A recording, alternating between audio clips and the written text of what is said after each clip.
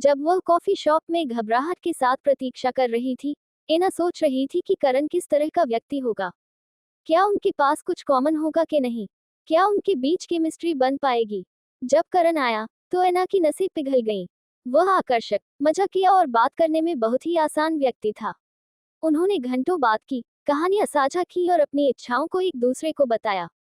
उस शाम जब वे अलग हुए, एना उम्मीद की एक चिंगारी महसूस किए बिना नहीं रह सकी। शायद ये ब्लाइंड डेट उसका अब तक का सबसे अच्छा फैसला था।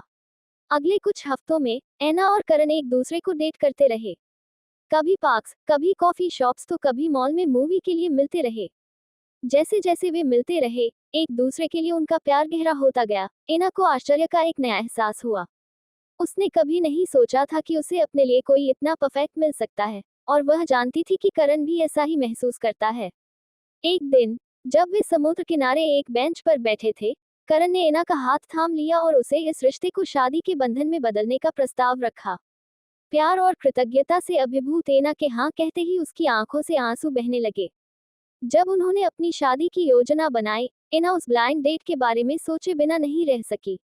उसने कभी नहीं सोचा था कि एक ब्लाइंड डेट उसे अपने जीवन के प्यार की ओर ले जाएगी। उसने सोचा कि कभी कभी जीवन में ऐसा कुछ भी अपने आप मिल जाता है, जिसकी कोई सपने में भी कल्पना नहीं कर सकता। एना को अब पता था कि करण ही वह व्यक्ति था जिसके साथ वह अपना शेष जीवन बिताना चाहती थी। अपनी शादी के दिन, एना का दिल उस आदमी के लिए प्यार से भरा हुआ था जो अंत में उसकी प्रतीक्षा कर रहा था। इसके बाद के वर्षों में, एना और करण ने प्यार, हंसी खुशी और रोमांच से भरा एक जीवन साथ बनाया। उन्होंने पूरी दुनिया देखी, एक परिवार का पालन पोषण किया और जीवन के उतार चढ़ाव में एक दूसरे का साथ दिया। जैसे जैसे वे साथ साथ बूढ़े होते गए, एना और करण का प्यार और गहरा होता गया। वे अभी भी पार्क में टहलने के लिए हाथ पकड़ते, अपने पसंदीदा रेस्तरां में रात के खाने पर हंसते, और सूर्यास्त को अपने पोर्च से एक साथ देखते थे। एना जानती थी कि वह ब्लाइंड डेट उनके द्वारा लिया गया अब तक का सबसे अच्छा निर्णय था।